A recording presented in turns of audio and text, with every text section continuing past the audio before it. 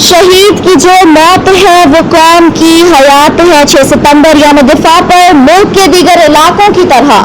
آج ہنزا میں بھی وطن کی دفاع میں اپنی جان کا نذرانہ دینے والے شہداء کے گھر جا کر فاتحہ خوانی اور قبر پر پرچم کشائی کی اور پھول چڑھا دیے گئے۔ رپورٹ کر رہے ہیں ہنزا سے ہمارے نمائندے شاہ بہرام۔ 6 ستمبر یوم دفاع پر وفاقی حکومت کے اعلان پر ملک کے دیگر علاقوں کی طرح آج ہنزا میں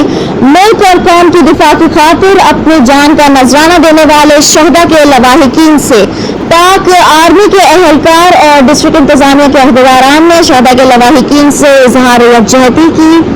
ہر شہداء کی قبر پر پھول نچھاور کیے اور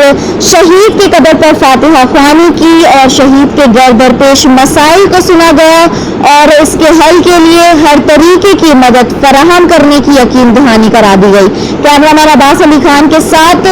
شاہ بہرام، ہنزا نیوز، ہنزا۔